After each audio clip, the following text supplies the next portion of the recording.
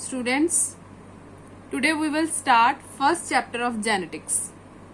The name is Principle of Inheritance and Variation. सबसे पहले genetics क्या है? Genetics is a branch of biology which deals with the study of genes. इसमें हम genes की study करेंगे, genetic variation, genes के अंदर जो changes आते हैं, और inheritance of gene means transfer of gene from one generation to another. Father of genetics कौन है? John Mendel is the father of genetics. The process of transmission of character from one generation to another is known as inheritance और heredity. Mendel is known as father of genetics. Mendel को क्या बोलते हैं? Father of genetics. Genetics term दी थी Bateson ने in 1905 में. Bateson is known as father of modern genetics. Morgan is known as father of experimental genetics. Paul Berg is known as father of biotechnology.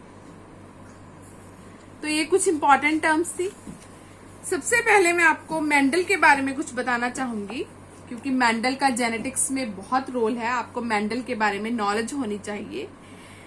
Mendel का जन्म हुआ था 1822 में in Silesia, a small village in Austria. Austria के एक small village में, Silesia में. वो ग्रेजुएट था physics, mathematics and natural science में. 21 की एज में वो प्राइज था चर्च के अंदर. वो कोई बायोलॉजिस्ट नहीं था कि उसने एक्सपेरिमेंट किए. फिजिक्स, मैथमेटिक्स और नेचुरल साइंस में वो ग्रेजुएट था. 21 में वो एज ए प्राइज बना चर्च में, और वहीं पर उसने रह के उस चर्च के पीछे जो था गार्डन था, और वहां पर गार्डन पी के प्लांट थे, पाइसम सैटिवम के, गार्डन पी के, और उसके ऊपर उसने हाइब्रिडाइजेशन के एक्सपेरिमेंट किए. और ये एक्सपेरिमेंट उसने 1856 से लेके 1863 तक किए. इस 7 साल में उसने 10,000 हाइब्रिडाइजेशन के एक्सपेरिमेंट किए, पूरा स्टडी करने के लिए पाइसम सैटिवम के जेनेटिक वेरिएशंस को, जेनेटिक इनहेरिटेंस को.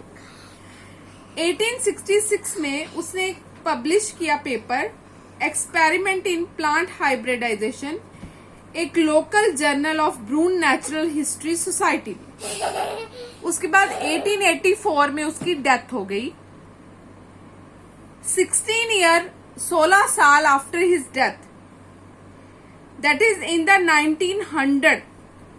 1900 में 16 साल बाद जाके उसके काम को सराहा गया. 3 साइंटिस्ट ने उसके ऊपर वर्क किया, Hugo de Vries, Karl Correns, Erich von Tschermak, rediscover Mendel laws. इन तीनों ने मिलके मेंडल के बारे में सोचा कि मेंडल क्या करके गया था. उसकी डेथ के बाद 16 इयर्स बाद, क्योंकि बायोलॉजिस्ट उस टाइम बहुत बिजी थे डार्विन के वर्क में, डार्विन का वर्क बहुत सराहा जा रहा था, तो मेंडल को कोई नोटिस ही नहीं कर रहा था.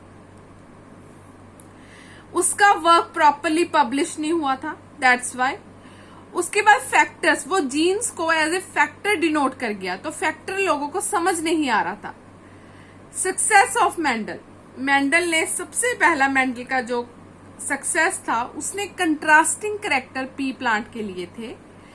उसका लार्ज सैंपल साइज था, data analysis, no use of linkage. Linkage तो थी नहीं, उसने जितने भी क्रॉस किए उसमें लिंकेज नहीं थी. दैट्स वाई उसका सक्सेस पॉसिबल हुआ. अब बात करते हैं कि उसने पी प्लांट को क्यों सिलेक्ट किया था, पाइसम सैटिवम. सबसे पहले तो इसका लाइफ साइकिल 3 से 4 वीक्स तक था. ये सेल्फ पॉलिनेटेड भी था, क्रॉस पॉलिनेटेड भी था. इसके कंट्रास्टिंग कैरेक्टर थे, ये हमको मैं बताती हूँ कंट्रास्टिंग कैरेक्टर कैसे थे. पी प्लांट का जो क्रोमोसोमल नंबर था वो इतना था, 2n = 14, less number of chromosome, easy to study. Mendel selected 14 true breeding pea plant varieties. ये देखो उसने क्या किया, कंट्रास्टिंग कैरेक्टर लिए थे. ये देखो, ये सारे पी प्लांट के कैरेक्टर हैं। इसमें कंट्रास्टिंग कैरेक्टर का मतलब है एक डोमिनेंट कैरेक्टर, दूसरा रिसेसिव कैरेक्टर। अब देखो, इसमें डोमिनेंट, पहले तो हम फ्लावर कलर का देखते हैं। डोमिनेंट कैरेक्टर क्या है? पर्पल। रिसेसिव क्या है? व्हाइट। डोमिनेंट वो कैरेक्टर होता है जो ज्यादातर एक्सप्रेस होता है। उसके बाद सीड कलर की बात करते हैं। येलो डोमिनेंट है और रिसेसिव ग्रीन है। उसके बाद सीड शेप की बात करते हैं, राउंड रिंकल्ड।